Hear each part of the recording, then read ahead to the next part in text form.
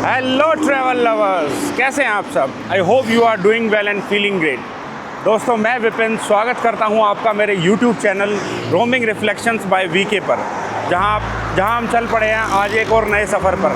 दोस्तों, आप मेरे चारों तरफ देख रहे होंगे दिल्ली एनसीआर में किस तरह का स्मॉग फैला हुआ है, और ये सही टाइम है डिटॉक्स होने का। और हम जा रहे हैं हिमाचल में एक ख़ास जगह है जिसका नाम डलहौज़ी है, जो कि लॉर्ड डलहौज़ी के नाम पे पड़ा था। उसकी एक लंबी स्टोरी है, हम रास्ते में चलते रहेंगे और डिस्कस करेंगे। फ़िलहाल मैं दिल्ली से निकला हूँ और समय हुआ है लगभग 8 बजे। अभी मैंने सिंघू बॉर्डर क्रॉस किया है और यहाँ से हमारी यात्रा शुरू होती है लगभग 550 किलोमीटर की। जो रास्ते की डिटेल्स हैं वो बिल्कुल मैं आपके साथ शेयर करूँगा। किस तरह का रास्ता है, क्या रूट है, कैसे आप पहुँच सकते हैं बाय रोड। वैसे डलहौज़ी वेल कनेक्टेड है बाय एयर और बाय ट्रेन से भी। नियरेस्ट रेलवे स्टेशन चक्की बैंक है, जहाँ से आप डलहौज़ी इजीली पहुँच सकते हैं टैक्सी से, बस से। तो चलिए शुरू करते हैं यात्रा साथ में और मिलते हैं सीधा डलहौज़ी में। रास्ते की डिटेल्स मैं शेयर करूँगा, कीप वॉचिंग। तो भाई चलते चलते अब हम पहुँच गए हैं सोनीपत का पहला टोल आता है जब आप दिल्ली से जीटी करनाल बाईपास पकड़ते हैं। और मुझे नहीं पता यहाँ सुबह सुबह गुड़गांव जैसा ट्रैफिक क्यों लगा हुआ है। अच्छी खासी लाइंस लगी हुई हैं। पीछे से मैं होता आ रहा हूँ तो 10 मिनट में तो मैं यहाँ तक पहुँचा हूँ, और अगले 10 मिनट में टोल क्रॉस होगा नहीं होगा पता नहीं। I was not expecting this कि सुबह सुबह इतना ट्रैफिक होगा। तो अभी भी टोल क्रॉस नहीं हुआ है, जाम अच्छा खासा लगा हुआ है यहाँ। मेरी तो ये नहीं समझ में आता कि फास्टैग चालू हुए इतने साल हो गए हैं, लोगों ने अभी तक फास्टैग इंस्टॉल नहीं करे हैं। साइड में शॉप्स लगी हुई हैं और लोग अभी भी फास्टैग इंस्टॉल करा रहे हैं, जबकि आजकल ये इतनी इजीली अवेलेबल चीज़ है। हर पेमेंट ऐप पे अवेलेबल है, यूपीआई ऐप्स पे अवेलेबल है, फ़ोन पे, गूगल पे, कहीं से भी आप इजीली फास्टैग अप्लाई कर सकते हैं। और कुछ एक लोग हैं जिनके फास्टैग अवेलेबल होते नहीं हैं, फिर उनको कैश पर्ची कटवानी होती है, उसके चक्कर में पीछे लाइन लगती है अच्छी खासी लंबी। और मुझे तो ये नहीं समझ में आता, ये वो एक रूल है ना, कितने टाइम का रूल है कि इतने मिनट में अगर गाड़ी क्रॉस ना हो तो टोल फ्री है, कुछ तो है वो। तो हाँ, तो कि इतने टाइम में आपकी गाड़ी क्रॉस नहीं होती है तो आपका टोल फ्री है। तो मुझे तो आज तक किसी ने टोल फ्री करा नहीं है। इनको तो पैसे लेने से मतलब है, अरेंजमेंट यहाँ ज़ीरो है। अभी कुछ अनाउंसमेंट हो रही है, किसी ने गाड़ी फंसा दिया आगे। तो चलो सोनीपत क्रॉस करते हैं, फिर आगे बढ़ते हैं, देखते हैं आगे का माहौल कैसा है।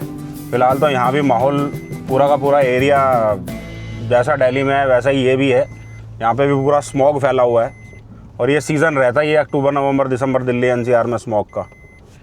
तो देखते हैं आगे का मौसम कैसा मिलता है। मुझे उम्मीद है पंजाब पहुँचते पहुँचते मौसम बढ़िया हो जाएगा।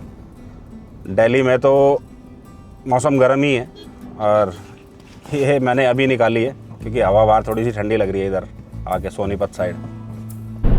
तो भाई लोग, अब हम पानीपत क्रॉस कर रहे हैं और मौसम यहाँ भी ऐसा ही है, थोड़ा फोगी सा, लेकिन फ्लाईओवर बहुत अच्छे बने हुए हैं। गवर्नमेंट ने काम बड़ा अच्छा कर रखा है। मुझे लगता है शायद 22-25 मिनट में मैंने सोनीपत से पानीपत क्रॉस कर रहा हूँ। मैं पानीपत के फ्लाईओवर पर चढ़ रहा हूँ मैं, जो पानीपत जाते टाइम एक लंबा सा फ्लाईओवर आता है जिसके बाद सीधा टोल आता है।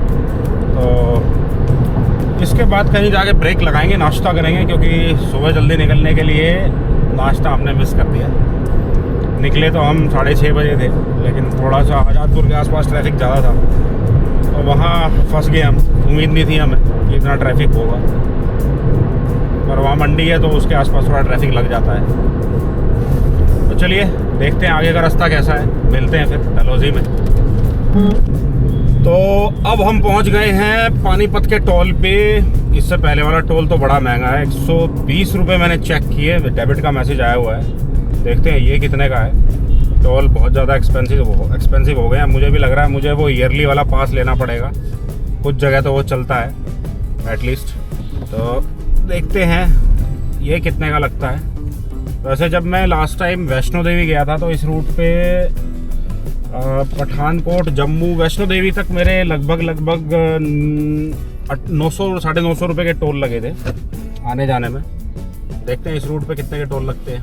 जितना मुझे पास ट्रैवल एक्सपीरियंस है इस रूट का, लगभग 1800 1850 के टोल लगते हैं। मैं लास्ट में स्क्रीनशॉट लगा दूंगा कि टोटल कितने के टोल लगे हैं। बाकी एक बात तो माननी पड़ेगी कि कुछ एक पैचेस को छोड़ के ओवरऑल रोड कंडीशन ठीक है, लेकिन कुछ एक जगह मुझे ऐसा लगता है जहाँ 200-250 रुपये के टोल बने हुए हैं लेकिन उस लेवल की रोड कंडीशन नहीं है, तो वहाँ पे काम होना ज़रूरी है।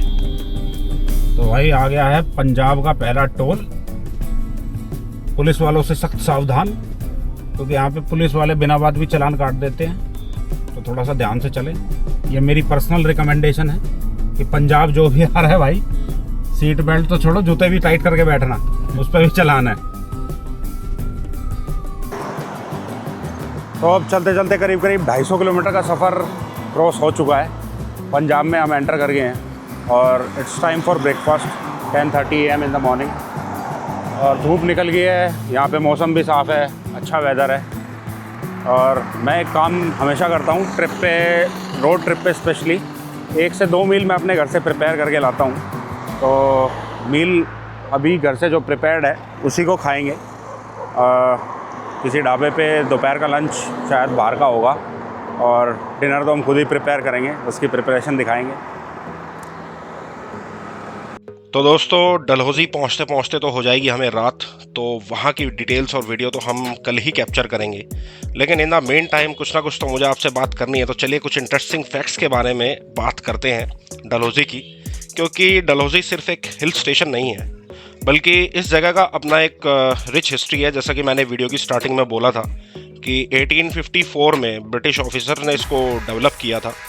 इसका नाम ब्रिटिश गवर्नर लॉर्ड डलहौजी के नाम पे रखा गया था। ब्रिटिश एरा में डलहौजी एक समर रिट्रीट के तौर पर यूज़ होता था, जहां ऑफिसर्स अपनी फैमिली के साथ गर्मियों में, ये लगा लीजिए कि गर्मियों से बचने के लिए आते थे, क्योंकि उनसे ज़्यादा गर्मी बर्दाश्त होती नहीं थी। तो आज भी डलहौजी के चर्चेस, ओल्ड बंगलोज, नैरो लेन और उस टाइम की स्टोरियाँ लोग सुनते सुनाते रहते हैं। लोकल लोग बताते हैं कि ब्रिटिश ऑफिसर्स यहाँ मॉर्निंग वॉक के लिए मॉल रोड और सुभाष बाउली जाते थे, जो हम आगे कवर करेंगे। और कहा जाता है कि फ्रीडम फाइटर सुभाष चंद्र बोस भी यहाँ कुछ टाइम के लिए रहे थे, जहाँ उन्होंने अपनी हेल्थ रिकवर की थी। एक इंटरेस्टिंग लोकल कहानी ये भी है कि ब्रिटिश लोग खजियार को मिनी स्विट्ज़रलैंड ऑफ इंडिया कहते थे, और वो हम ज़रूर कवर करेंगे, क्योंकि उसके कवर करे बिना तो बिल्कुल ये ट्रिप अधूरी है। और really it is like a mini Switzerland of India. कुछ साल पहले मैंने विज़िट किया था। फर्स्ट ट्रिप तो मैंने इस पे 2 व्हीलर की थी इस रूट पे, तो तब तो बहुत ही ज़्यादा ब्यूटीफुल मुझे लगा था। इसके बाद फिर मैं दोबारा आया और अब मैं तीसरी बार यहाँ पे जा रहा हूँ। तो आज भी जब आप डलहौजी का शांत माहौल और उन खूबसूरत सड़कों पे आप ड्राइव करोगे, तो आपको लगेगा जैसे टाइम स्लो हो गया है और पुराने ब्रिटिश एरा के फुटस्टेप अभी भी आपको इस हिल स्टेशन के टाउन में कहीं ना कहीं महसूस होते रहेंगे। और रही बात डलहौजी की, तो ये अपने आप में इतनी सुंदर जगह है कि जब आप यहाँ पहुँचोगे तभी आप उसको एक्सपीरियंस कर पाओगे। मैं तो सिर्फ शब्दों में कुछ एडिशनल चीज़ें जो मैंने महसूस की, जो मुझे पता है, वो आपसे शेयर कर रहा हूँ, लेकिन एक्चुअल इसका जो मतलब चार्म है वो आपको तभी पता लगेगा जब आप खुद ट्रैवल करेंगे by watching my video. So keep watching.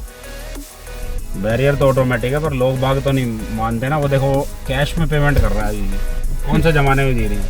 FASTag नहीं लगवा सकते, पीछे वालों को भी प्रॉब्लम होती है। टोल बड़े महंगे हैं भाई यहाँ। उस हिसाब से रोड नहीं है जैसा वो टोल लग रहा है ना। हाँ, पूर्वांचल में मालूम है जो टोल बहुत कॉस्टली लगा मुझे, वहीं तक का देखा सबसे कॉस्टली। कितने का था याद तो नहीं आ रहा, 600-900 के बीच में था कुछ यार। अभी पीछे वाला टोल 220 रुपये का था। लेकिन पूर्वांचल का रोड है भाई, हाँ खतरनाक है, प्लेन लैंड हो जाते हैं वहाँ तो। अभी पीछे वाला जो टोल था वो 220 रुपये का था, और ये सड़कें 220 रुपये का टोल तो डिजर्व नहीं करता। हेलो। तो दोस्तों, जैसे जैसे डेबिट के मैसेजेस आते जा रहे हैं, मैं सोच रहा हूँ मैं भी साल का 3000 वाला रिचार्ज करा ही लूँ, क्योंकि इतना ट्रैवल तो मेरा भी हो जाता है कि मेरे 3000 रुपये वसूल हो जाएंगे। कुछ एक स्टेट हाईवेज को छोड़ के वो सब जगह चलता है, तो कम से कम कुछ तो पैसा वसूल करा जाए। एक और टोल 260 रुपये का भाई साहब। दोस्तों पहाड़ों की ट्रिप के लिए तो मैं हमेशा ही एक्साइटेड रहता हूँ, और जैसे जैसे हम आगे बढ़ रहे हैं मुझे हल्के हल्के पहाड़ नज़र आ रहे हैं जो कि शायद कैमरे में कैप्चर ना हो पाए, लेकिन एक उनकी हल्की झलक सी जो दिखाई देती है, तो उसके बाद एक्साइटमेंट लेवल और बढ़ जाता है। और डलहौजी के बारे में मतलब मैं हॉन्टेड स्टोरी टेलर तो नहीं हूँ, लेकिन कुछ चीज़ें मुझे पता है इसके बारे में जो मैं आपके साथ शेयर करना चाहूँगा। डलहौजी जितनी पीसफुल दिखती है उतनी ही मिस्टीरियस स्टोरीज़ भी इस जगह से जुड़ी हुई हैं। लोकल लोग आज भी बताते हैं कि ब्रिटिश एरा के कुछ ओल्ड बंगलोज और चर्चेस के आसपास रात के टाइम एक अजीब सी साइलेंस और ठंडी हवा महसूस होती है। और ये वो वाली ठंडी हवा नहीं है जो पहाड़ों में महसूस होती है, किसी जगह पे कुछ अचानक से एकदम से ठंड बढ़ जाना, उस तरह की एक्टिविटीज़ पैरानॉर्मल काइंड ऑफ चीज़ों में इंक्लूड होती हैं। तो इस तरह की कुछ एक्सपीरियंस लास्ट टाइम मुझे किसी ने बताए थे जो मैं आपके साथ शेयर कर रहा हूँ। फिर दोबारा कह रहा हूँ, मेरा डराने का कोई मकसद नहीं है, लेकिन अब रास्ता चल रहा है तो कुछ ना कुछ तो बातें मैं इंटरेस्टिंग वहाँ की आपके सामने करूँगा। बिना किसी वजह के कुछ लोकल्स कहते हैं कि पहले ब्रिटिश ऑफिसर्स के क्वार्टर हुआ करते थे, जहाँ रात के टाइम लाइट फुटस्टेप्स और डोर खुलने की आवाज़ें सुनाई गई हैं। सारी स्टोरी सच हों ये भी सही नहीं है और सारी गलत हों ये भी हम नहीं कह सकते। सुभाष बावली के एरिया को लेकर भी कई लोग कहते हैं कि शाम के बाद वहाँ एक अलग ही हैवी फीलिंग होती है, जैसे कि कोई आपको ऑब्जर्व कर रहा हो, और इसी वजह से लोकल सनसेट के बाद ज़्यादा देर वहाँ रुकना अवॉइड ही करते हैं। ये सब स्टोरीज़ कोई साइंटिफिकली प्रूव नहीं हुई हैं, लेकिन डलहौजी की फॉगी इवनिंग्स और ओल्ड स्ट्रक्चर और बिल्कुल शांत एनवायरनमेंट में इन कहानियों को आज भी रियल माना जाता है। अब कितनी सच है कितनी झूठ है वो तो जिन्होंने एक्सपीरियंस करा होगा वो ही जानते होंगे। और शायद इसी मिस्ट्री की वजह से डलहौजी सिर्फ एक टूरिस्ट डेस्टिनेशन नहीं है, बल्कि एक ऐसी जगह है जहां ब्यूटी के साथ साथ अनसेड स्टोरी भी हवा में महसूस होती है।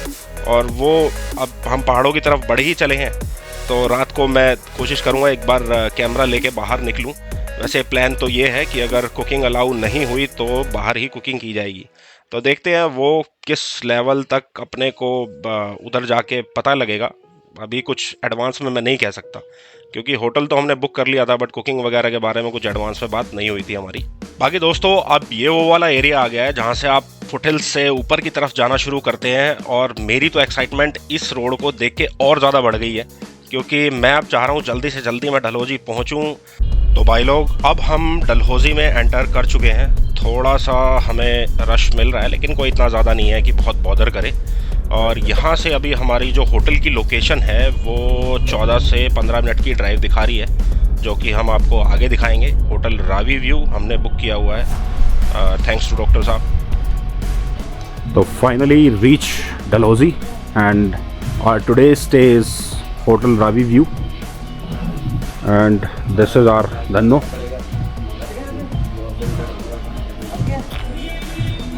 आगे में पार्टी हो रही है, बड़ा अच्छा सा म्यूज़िक बज रहा है। तो फिर चलिए कल शुरू करते हैं डलहौजी की यात्रा, मिलते हैं जल्दी।